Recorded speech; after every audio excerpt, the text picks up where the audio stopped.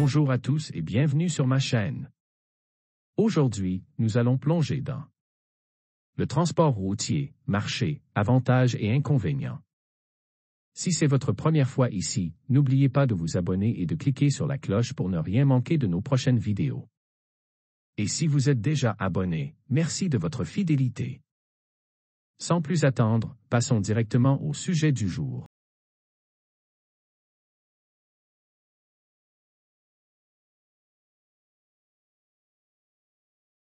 Pour aggraver la situation des infrastructures routières brésiliennes, dans l'annuaire CNT 2018, la situation des routes pavées a été évoquée et le résultat a été alarmant, comme vous pouvez le voir dans le graphique ci-dessous. Comme nous pouvons le constater, l'état des routes brésiliennes par rapport à l'état général indique que 30% des routes sont en mauvais ou terrible état, alors qu'il n'y en a que 38% considérées comme étant entre bonnes et excellentes. Bref, nous avons une infrastructure routière extrêmement précaire, causant des problèmes allant de l'augmentation des coûts de transport à la mort d'innocents. La situation des routes au Brésil constitue le principal goulot d'étranglement du système de transport routier, provoquant des retards dans les déplacements, ce qui influencera directement le coût final du service. Malheureusement, il n'existe aucune planification efficace, car plusieurs routes sont en construction depuis des décennies. Le plus grand exemple de cette inefficacité est la Transamazonica, une route qui traverse le nord du pays et qui est en construction depuis les années 1970, soit depuis au moins plus de 40 ans. Et 10-128173, réfléchissez. Face à tant de gaspillage d'argent et de temps dans la construction de routes brésiliennes, quelles actions seraient nécessaires pour minimiser les goulots d'étranglement des infrastructures logistiques au Brésil? L'une des alternatives trouvées était la privatisation des routes, dans laquelle le concessionnaire responsable du tronçon concédé devait veiller à sa préservation et procéder aux améliorations nécessaires. Le gouvernement prévoit une série de privatisations de routes, dans le but de réduire les goulots d'étranglement dans la circulation des voitures, des bus et des camions. En 2019, 29 privatisations ont été réalisées dans les domaines des transports, de l'énergie, du pétrole et du gaz. 119 autres enchères devraient avoir lieu dans les années à venir.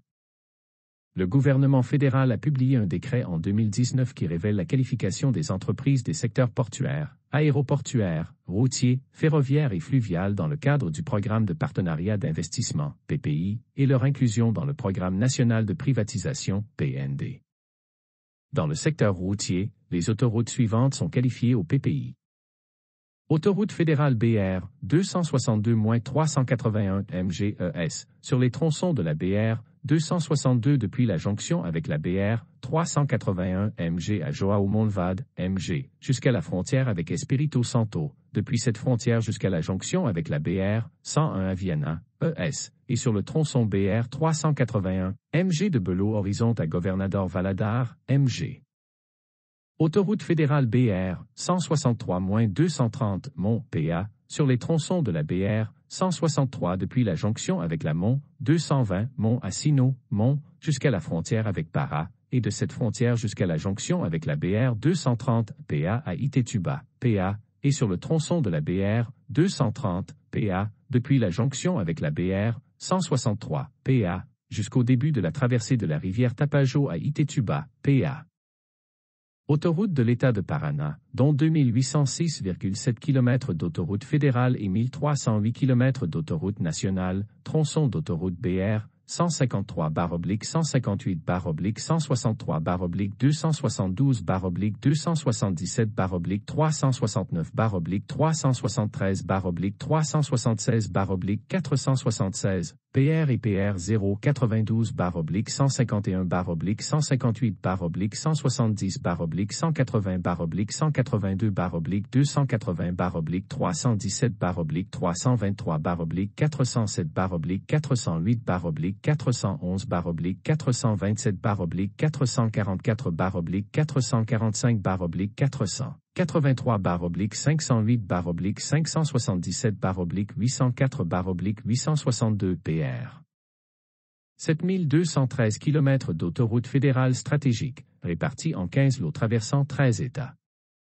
La route fédérale BR 153, dans le tronçon entre les États de Goiás et de Tocantins. Autoroute fédérale BR 470 SC, entre Navgante, SC, jusqu'à la frontière avec Rio Grande do Sul. Autoroute fédérale BR 282 SC, entre la jonction avec la BR 470 SC et la jonction avec la BR 153 SC, BR 153 SC, entre la jonction avec la BR 282 SC jusqu'à la frontière avec le Rio Grande do Sul. Et 128257 à 6000. Le programme de partenariat pour l'investissement, PPI, a été créé par la loi No. 13334 de 2016, dans le but d'élargir et de renforcer l'interaction entre l'État et le secteur privé à travers la signature de contrats de partenariat et d'autres mesures de privatisation. Ses principaux objectifs sont les suivants. Développer les opportunités d'investissement et d'emploi et stimuler le développement technologique et industriel, en harmonie avec les objectifs de développement social et économique du pays. Assurer une expansion de qualité des infrastructures publiques, avec des tarifs adaptés aux utilisateurs.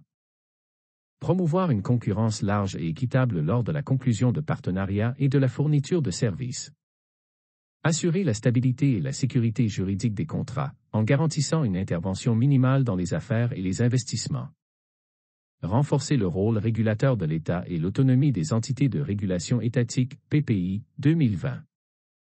Comme vous pouvez l'étudier dans ce cours, le transport routier est l'épine dorsale du transport au Brésil. Cependant, l'infrastructure existante pour ce type de mode est précaire, nécessitant des investissements de la part des gouvernements fédéral, étatiques et municipaux.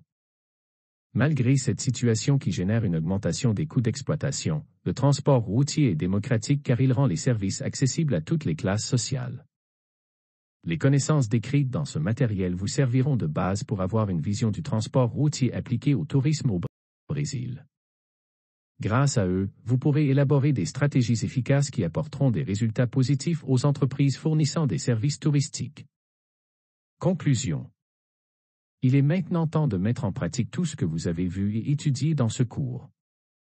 En tant que responsable d'une entreprise de services touristiques, vous devrez définir les types de services de transport routier que vous utiliserez pour desservir les itinéraires avec 3 destinations définies au départ de la ville de São Paulo vers les montagnes du Rio Grande do Sul, Rio de Janeiro, et les villes historiques du Minas Gerais. Nous définirons quels itinéraires seront empruntés pour mesurer le nombre de kilomètres à parcourir, le type de service à louer et les bus à utiliser, en rappelant que le point d'origine est la ville de São Paulo.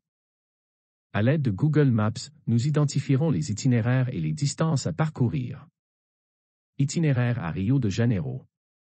Pour cet itinéraire, le trajet aller-retour fera environ 900 km, le service à contracter sera l'affrètement d'un bus.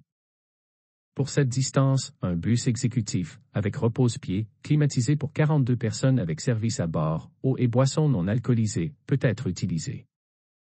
Itinéraire Serra Gaúcha. Pour cet itinéraire, un itinéraire de base sera proposé, qui visite les villes de Gramado, Canla, Bento Gonçalves, Nova Petrópolis et Garibaldi. Le kilométrage total à parcourir sur cet itinéraire sera d'environ 2600 km, le tronçon le plus lourd étant de 1115 km qui sépare le point d'origine, São Paulo SP, de la première ville de destination, Canla RS, qui doit être effectué de nuit. Le service de transport souscrit sera un charter. Concernant le type de bus, le coût de 2 types de services peut être calculé. En prenant en compte un bus couchette pouvant accueillir un maximum de 25 passagers et un bus exécutif pour 44 passagers, cela ouvre la possibilité d'un itinéraire plus économique. Vous a plu et que vous avez appris quelque chose de Minas Gerais.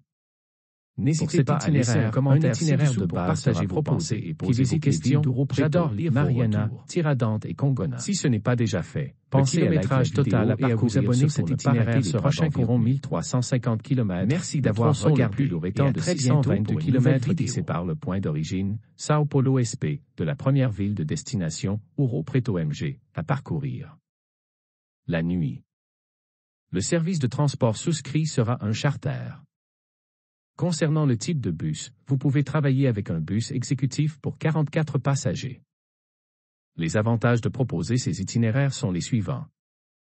Des prix accessibles à des classes sociales plus larges de clientèle.